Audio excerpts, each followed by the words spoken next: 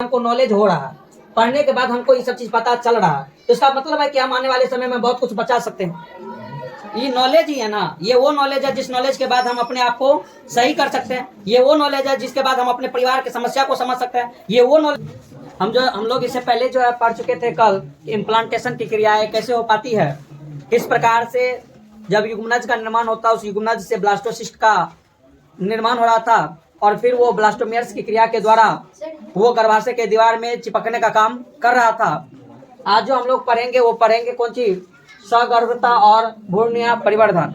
यानी इम्प्लांटेशन होने के बाद वो जो हमारे पास गर्भ था, उस गर्भ के अंदर जब ब्लास्टोमेयर अटैच हो जाता है, तो उस अटैच होने के बाद जो उसकी जो क्रियाएं होती है वो क्या है, नहीं है, किस प्रकार से अब भ्रूण विकसित होगा, किस प्रकार से गर्भधारण होता है, और वो भ्रूणीय परिवर्धन का मतलब विकास करना, यानी गर्भ का वृद्धि करना ही परिवर्धन कहलाता है।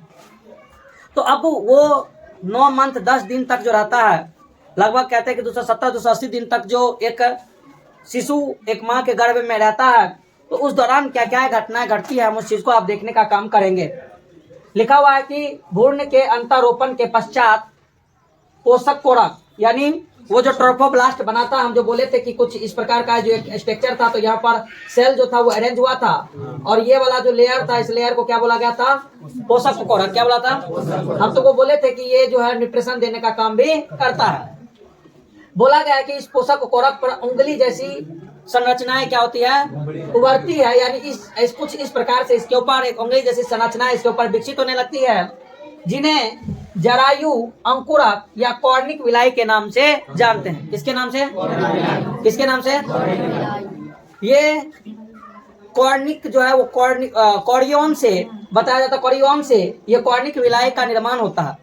ये कॉर्निक विलाई जो होते हैं ये उसी जो ट्रोफोब्लास्ट होता है उसी से बताया जाता है। और गर्भ के दीवार के अंदर जो गर्भाशय की झिल्ली जब मोटी हो रही थी, तो वहां पे बोले थे कि रक्त का झिल्ली जो है वो बनना स्टार्ट हो जाता है, तो एम्नियन, वहां पे एम्नियन और कोरियन आपस में मिलके वहां पर जरायु का मतलब कौन सी, प्लेसेंटा, कौन सी, वो जो गर्भ के अंदर भ्रूण और माँ के बीच में जो एक कनेक्शन बनता है, जिस कनेक्शन से बच्चे को वहां पे रहने में आरामदायक महसूस होता है, बच्चा उसकी वजह से वहां पे कुछ क्रियाएं करती है जो हम लोग अभी पढ़ेंगे, तो वो एम्नियन और कॉर्नियक विलाई के द्वारा ही वो बनता। और बोला क्या गया है कि जिन्हें हम जरायु अंकुरक के नाम से, कॉर्नियक विलाई के नाम से जानते हैं। और यही जरायु अंकुरक गर्भाशयी उत्तक से, किससे, वो जो है उस गर्भाशयी उत्तक से, जैसे कि यहाँ पर अगर हम देखने का काम करेंगे तो यहाँ पर हमारे पास एक स्ट्रक्चर है। इस स्ट्रक्चर को जब देखते हैं तो देखो ये वाला जो चीज है ये क्या कहलाया, हमारा भ्रूण कहलाया। ये भ्रूण जो है गर्भाशय के इस दीवार से अटैच है कि नहीं है। ये जो ट्रोफोब्लास्ट का लेयर था, ये ट्रोफोब्लास्ट का लेयर देखो इस साइड में कुछ इस प्रकार से उंगली नुमा संरचना बनाया। ये गर्भाशय के अंत जो दीवारिया था, जिसको इंडोमेट्रियम हम लोग बोले थे, उस इंडोमेट्रियम से क्या हो जाता है, अटैच हो जाता है, उस इंडोमेट्रियम से कनेक्शन बनाता है, और फिर वहां पर एक कनेक्शन उसी के थ्रू बनता है, जिसको हम क्या बोलते हैं, प्लेसेंटा के नाम से जानते हैं। तो बोला गया कि और मातृ रक्त, तो मातृ का रक्त कहाँ से आता है, गर्भाशय की दीवार से, तो मातृ रक्त से वो क्या रहता है, आच्छादित रहता है, यानी कवरिंग रहता है, यानी वो एक दूसरे का कनेक्शन बनाने का काम करता है। आच्छादित का मतलब होता है कवरिंग, बिछा हुआ परत, तो उन दोनों के द्वारा बनता है। और ये जरायु अंकुरक और गर्भाशय उत्तक, कौन सी, गर्भाशयों का जो दीवार से उत्तक है वो, और जो वो अंडाशय का जो वो सॉरी युग्मनज से जो ब्लास्टोसिस्ट बनाता है, और ब्लास्टोसिस्ट के ऊपर वाला जो दीवार ट्रोफोब्लास्ट था, तो ट्रोफोब्लास्ट और गर्भाशय का दीवार, ये जो है ये तो ट्रोफोब्लास्ट वाला चीज है, और ये जो है गर्भाशय का दीवार, ये जो है ये क्या है, गर्भाशय का दीवार। तो इन दोनों के बीच में वो क्या होता है, एक दूसरे के साथ अंतरा अंगुली युक्त, यानी एगो ये उंगली एगो ये उंगली, ये दोनों कैसे फंसते हैं ना, तो यहाँ पे वो कनेक्शन बनता है ना, जो कि नहीं टूटता है। तो सेम उसी प्रकार से आपस में ये इंटर डिजिटेटेड हो जाते हैं, यानी एक दूसरे से अंतरा अंगुली युक्त हो जाते हैं, और तथा संयुक्त रूप से वो परिवर्तनशील भ्रूण गर्भ और मातृ शरीर के साथ एक संरचनात्मक और क्रियात्मक इकाई को क्या करता है, गठित करता है। यानी एक भ्रूण और माँ के बीच का जो कनेक्शन है, संरचनात्मक और क्रियात्मक इकाई है, वो है तुम्हारा प्लेसेंटा। वो प्लेसेंटा, वो जरायुज जो कि माँ के कोख में पल रहे उस शिशु के लिए और माँ के लिए कनेक्शन देने का काम करता है, जिससे उस बच्चा का भ्रूण का विकास साथ ही साथ पोषण, साथ ही साथ उत्सर्जन की क्रियाएं और जो भी विधि विधान उस भ्रूण के अंदर होने की रहती है, बच्चे भ्रूण और माँ के साथ वो प्लेसेंटा के द्वारा ही होता है और ये कनेक्शन रहता है। और बोला गया कि ये संरचनात्मक और क्रियात्मक इकाई होते हैं मातृ शरीर के साथ, जिन्हें हम आगे चल के अप्रा प्लेसेंटा के नाम से जानते हैं। किसके नाम से? अप्रा प्लेसेंटा के नाम से जानते हैं। कहा गया कि अप्रा भ्रूण को ऑक्सीजन, यानी ये प्लेसेंटा भ्रूण को कौन सी देने का काम, और कौन सी देने का काम, साथ ही साथ उस बच्चा के अंदर जो कार्बन डाइऑक्साइड बन रहा होगा, जो एक अपशिष्ट पदार्थ है, एक जहर गैस है, बोला जाता है उस कार्बन डाइऑक्साइड तथा भ्रूण के द्वारा उत्पन्न जो भी उत्सर्जित पदार्थ होगा, जो भी एक्सक्रेटरी मटेरियल होता है, उस अपशिष्ट पदार्थों को बाहर निकालने का कार्य भी करता है। यह अपना एक नाभि रज्जु एम्बिकल कॉर्ड के द्वारा भ्रूण से जुड़ा होता है। क्या बोला गया कि यह अपना एक नाभि रज्जु, यानी बच्चे के अंदर जो नाभि की संरचनाएं होती है ना, उस नाभि के द्वारा ही कनेक्शन बनाने का काम करता है, जिसको हम एम्बिकल कॉर्ड के नाम से जानते हैं। तो वो भ्रूण से जुड़ जाता है, जो भ्रूण तक सभी आवश्यक पदार्थों को अंदर लाने तथा बाहर ले जाने के कार्य में मदद करने का काम करता है। यानी इसी एम्बिकल कॉर्ड के द्वारा जितने भी वेस्ट प्रोडक्ट या जो भी यूजफुल प्रोडक्ट है, वो माँ से बच्चा के अंदर और बच्चा से माँ के अंदर आता है। इस एम्बिकल कॉर्ड के द्वारा बताया जाता है कि रक्त का परिवहन नहीं होता है। किसका परिवहन? यानी भ्रूण का जो विकसित होकर जो भ्रूण के अंदर जो रक्त का निर्माण होगा, वो ये नहीं कि बोल देना कि माँ के शरीर से वो रक्त शिशु के अंदर जाता है, ऐसा कुछ नहीं है। शिशु के अंदर कुछ कोशिकाएं, भ्रूण के अंदर धीरे धीरे जब भ्रूण विकसित होता है तो उसी के अंदर योग कोशिकाएं और बहुत सारा कोशिकाएं लिवर के अंदर भी पाया जाता है, जो कि उस भ्रूण के अंदर खुद का रक्त बनाने का काम करता है। उसमें माँ के रक्त की कोई जरूरत नहीं होती है। हाँ, माँ पोषण देने का काम जरूर करती है, माँ श्वसन करवाने का कार्य जरूर करता है। माँ जो है उस बच्चे के अंदर अगर कोई भी बीमारी हो जाए तो माँ टैबलेट खाती है तो बच्चे के ऊपर असर जरूर पड़ता है। ये सारी प्रक्रियाएं होती है, लेकिन ब्लड का कोई भी कनेक्शन नहीं होता। और दूसरी बात, उस भ्रूण के द्वारा कुछ ऐसा भी सूक्ष्म जीव है, कुछ ऐसे भी जीवाणु है जो रोग उत्पन्न करता है, वो माँ के साथ साथ उस बच्चा के अंदर भी जा सकता है, जैसे एड्स का, हेपेटाइटिस का, डायबिटीज का। ये सारी चीजें कुछ कुछ होती है जो कि एक ट्रांसपोर्टेशन के थ्रू माँ से बच्चे के अंदर जाने की क्रियाएं कर सकती है। बताया जाता है कि जो भ्रूण तक सभी आवश्यक पदार्थों को अंदर लाने तथा बाहर ले जाने में कार्य में मदद करता है, वो प्लेसेंटा अंतःस्रावी ऊतकों का भी कार्य करता है और अनेक हार्मोन जैसे कि मानव जरायु गोनाडोट्रोपिन, जिसको कि HCG के नाम से हम लोग जानते हैं, वो HCG हार्मोन का सिक्रेशन करता है। यानी याद रखना, वो प्लेसेंटल हार्मोन कहलाता है। क्या कहलाता है? जैसे निषेचन को पूर्ण होने के बाद युग्मनज जब बनता था तो गर्भाशय का जो दीवार है वो कॉर्पस ल्यूटेनम का तरह कार्य कर रहा था, और उस कॉर्पस ल्यूटेनम के द्वारा हम लोग पढ़े थे कि एस्ट्रोजन का मात्रा बढ़ रहा था ना हार्मोन, जिससे कि गर्भाशय का दीवार और मोटा हो रहा था। क्या हो रहा था? तो उसी के साथ साथ जब ये प्लेसेंटा बनता है, कौन सी बनता है? तो ये प्लेसेंटा का दीवार भी अंतःस्रावी ग्रंथि के तरह कार्य करता है। किसके तरह? किसके तरह? अब वो जो अंतःस्रावी ग्रंथि के तरह कार्य करता है, तो इसका मतलब उस प्लेसेंटा के दीवार से हार्मोन निकलता है, जिसका नाम क्या है? ह्यूमन जरायु गोनाडोट्रोपिन, ह्यूमन प्लेसेंटल भी बोलते हैं, या ह्यूमन कॉर्नियक गोनाडोट्रोपिन के नाम से हम इसको जानने का काम करते हैं। और मानव अपरा लैक्टोजन, एक और हार्मोन निकलता है जिसको क्या बोला गया है? HPL। क्या बोला गया है? Human placental lactogen. कौन सी? साथ ही साथ उसके अंदर एस्ट्रोजन और प्रोजेस्टेरोन आदि भी क्या किया जाता है? उत्पादित किया जाता है, क्योंकि ये सब उसके मजबूती के लिए, प्लेसेंटा के मजबूती के लिए बहुत ज्यादा जरूरी है। लेकिन अब जो चीज है उसको याद रखना कि गर्भ के उत्तरार्ध यानी गर्भ के बाद की स्थिति में अंडाशय के द्वारा, अंडाशय है क्या? वहाँ पे कॉर्पस ल्यूटेनम है, वहां पर जो था वो कॉर्पस ल्यूटेनम है कि अंडाशय है? कॉर्पस ल्यूटेनम है। उस कॉर्पस ल्यूटेनम से एक और हार्मोन रिलीज होता है, रिलैक्सिन। कौन सा? यानी जब गर्भ धारण हो जाता है ना, तो कॉर्पस ल्यूटेनम से एक तो प्रोजेस्टेरोन उस समय निकल ही रहा था, सॉरी एस्ट्रोजन तो निकल ही रहा था, ज्यादा मात्रा में निकल रहा था ना कॉर्पस ल्यूटेनम से, और साथ ही साथ रिलैक्सिन हार्मोन। कौन हार्मोन? ये दोनों हार्मोन जो निकलता है वो किससे निकलता है? कॉर्पस ल्यूटेनम से। किससे? एक रिलैक्सिन और एक किससे निकलता है? कॉर्पस ल्यूटेनम से। किससे निकलता है? कॉर्पस ल्यूटेनम के नामक एक हार्मोन के द्वारा स्रावित किया जाता है। और हमें याद रखना चाहिए कि HCG, HPL, रिलैक्सिन स्त्री में केवल सगर्भता की स्थिति में क्या होता है? उत्पादित। क्या होता है?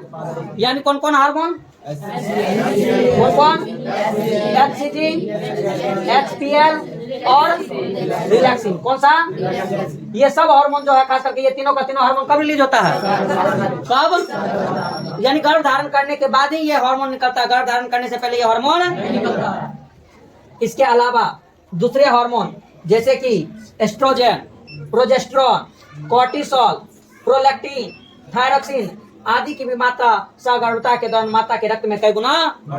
याद रखना, जब कोई एक स्त्री गर्भ धारण करती है तो स्त्री के अंदर का मेटाबॉलिक रेट बढ़ जाता है। मेटाबॉलिक रेट का मतलब कि शरीर के अंदर जो क्रिया करने की क्षमताएं थी वो पहले के मुकाबले में बढ़ जाता है।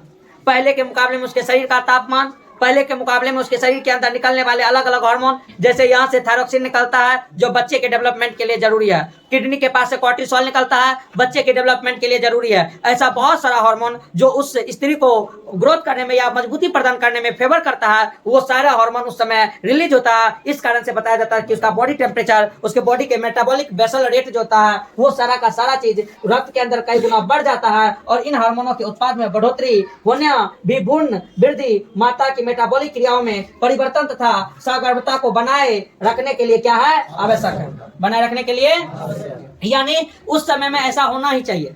उस समय में अगर थोड़ा सा टेम्परेचर बढ़ गया तुरंत डॉक्टर के पास चल जाते हैं कि देखिए ना ये जो है कौन सी बोलते हैं गर्भवती है और इसको बुखार आने लगा, नॉर्मली है। हाँ ठीक है, ठंडा चीज खाना चाहिए बॉडी को उतना भी ज्यादा। एक तो पहले से हम जान रहे हैं कि उस दौरान जो होता है शरीर का जो मेटाबॉलिक रेट है वो बढ़ेगा, टेम्परेचर बढ़ेगा। लेकिन उस दौरान अगर हम कुछ और चटपटा चीज या ऐसा कुछ चीज खाते हैं जिससे हमारे बॉडी का टेम्परेचर और बढ़ता है तो स्वाभाविक है उसका असर उस बच्चा के ऊपर भी होगा और कहीं ना कहीं उसका असर उसके बॉडी पे भी होगा। तो डॉक्टर के पास जाता और मन बढ़ू औरत सब ऐसा ही काम करती है। आगे जब बताया जाता तो लिखा क्या गया है? पढ़ने के बाद अगर हमको नॉलेज हो रहा है, पढ़ने के बाद हमको ये सब चीज पता चल रहा है, तो इसका मतलब है कि हम आने वाले समय में बहुत कुछ बचा सकते हैं।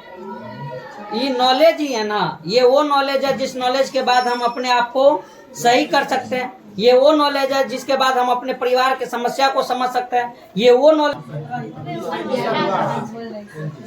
सुन आगे क्या लिखा हुआ है कि अंतरोपण के तुरंत बाद अंतर कोशिकीय समूह, यानी जो जब इम्प्लांटेशन हो गया गर्भाशय से जो ब्लास्टोमियर्स था वो अटैच हुआ तो उसके अंदर अंतर कोशिकाएं का समूह भ्रूण का बाह्य त्वचा एक्टोडर्म नामक एक बाहरी स्तर और अंत त्वचा एंडोडर्म नामक एक भीतरी स्तर में क्या हो जाता है? विभेदित। हम तुमको बोले थे कि वो जो ब्लास्टोमियर्स है उस ब्लास्टोमियर्स के अंदर 3 गो लेयर बनता है, एक्टोडर्म, मेसोडर्म और एंडोडर्म। अभी क्या बोला कि जब चिपक रहा है तो उसी दौरान उस भ्रूण के अंदर 2 कोशिकीय परत बन जाता है। एक कोशिकीय परत जो कि डायरेक्ट किससे? गर्भाशय के दीवार से अटैच है, तो ये गर्भाशय की दीवार से अटैच रहने वाला को बाह्य बोला गया, जबकि शरीर के अंदर वाला जो एक है उसको अंतः त्वचा बोला गया। एंडोडर्म नामक स्तर में विभेदित हो जाता है और यह बाह्य त्वचा और अंतः त्वचा के बीच जल्द ही एक और लेयर बनता है जिसको मध्यजन स्तर के नाम से, मेसोडर्म के नाम से जानने का काम करते हैं। और यही तीनों स्तर धीरे धीरे डेवलप कर करके उस वयस्क के अंदर, उस जीव के अंदर हमारे शरीर की अलग अलग रचनाएं का निर्माण करता है, जिससे कि सभी उत्तक अंग का निर्माण होते हैं। और यहाँ यह उल्लेख करना एक आवश्यक है कि उस स्ट्रोमा सेल वहाँ पे पाया जाता है, वो अंतर कोशिका समूह में कुछ निश्चित तरह की कोशिकाएं होती है। हाँ, जिसको हम किसके नाम से जानते हैं? Stem cell. कौन सेल? यही स्टेम सेल के पास पावर है हमारे शरीर के अंग का निर्माण करने का। कौन सेल के पास? और ये स्टेम सेल हमारे गर्भ के समय में ही हमारे उस ब्लास्टोमियर्स कोशिकाओं के अंदर निर्माण हो जाता है। ये स्टेम सेल और समाहित रहते हैं, जिनमें यह क्षमता होता है कि वे सभी अंगों एवं उत्तकों को क्या कर सके, यानी वो स्टेम सेल ही क्या करता है? सभी अंग और उत्तक का निर्माण करता है। बोला क्या गया है कि सगर्भता के विभिन्न महीनों में भ्रूण परिवर्तन के प्रमुख लक्षण क्या क्या होते हैं, यानी वो जो भ्रूण विकसित करता है तो किस किस चीज का निर्माण होता है। चलो हम उसके बारे में भी एक बार एक नजर मार लेते हैं। बताया क्या गया कि मानव में सगर्भता की अवधि कितना दिन का होता है? 9 महीना का। और ये 9 महीना और अलग अलग जीव के अंदर ये अवधि अलग अलग होता है। कुत्ता के अंदर अलग, हाथी के अंदर, बिल्ली के अंदर, ये सब के अंदर अलग अलग होता है। और पता करें कि मानव में 1 महीने के सगर्भता के बाद भ्रूण का हृदय निर्मित होता है। भ्रूण का कौन चीज? एक बढ़ते हुए भ्रूण का पहला संकेत उसके अंदर बनने वाले हृदय से पता चलता है, क्योंकि जब उस समय में हम उस गर्भ को चेक करते हैं किसके द्वारा? स्टेथोस्कोप के द्वारा, जिससे हृदय की धड़कन को सुनने का काम किया जाता है। तो उस स्टेथोस्कोप के द्वारा हृदय की धड़कनों को ध्यानपूर्वक सुना जा सकता है। सगर्भता के दूसरे माह के अंत तक भ्रूण के पैर और उंगलियां विकसित होती है और 12वें सप्ताह में पहली तिमाही के अंत तक लगभग सभी प्रकार के अंग तंत्रों की उसके अंदर रचना स्टार्ट हो जाती है। उदाहरण के लिए पैर और बाह्य जनन अंग अच्छी तरह विकसित हो जाते हैं और गर्भावस्था के 5वें माह के दौरान गर्भ की पहली गतिशील यानी बच्चा जो पेट में उलटता है वो कब देखने को हमें मिलता है? तो 5वें महीना पे। सिर पे उस समय बाल का उगना सामान्यतः देखा जा सकता है और लगभग बताया जाता है कि 24वें सप्ताह के अंत तक, यानी जब दूसरी तिमाही आती है, तो पूरे के पूरे शरीर पर कोमल बाल जो होता है वो निकल जाता है। आंखों की पलकें अलग अलग हो जाती है और ब्रोनिया जो होती है, भौहें की आना, वो बनना स्टार्ट हो जाता है और गर्भावस्था के 9वें माह के अंत तक गर्भ पूर्ण रूप से विकसित हो जाता है और ये कौन सी के लिए तैयार हो जाता है? पर सब के लिए तैयार हो जाता है और इस प्रकार से 9 महीना का खेल खत्म हो जाता है। इसी को हम बोलते हैं सगर्भता।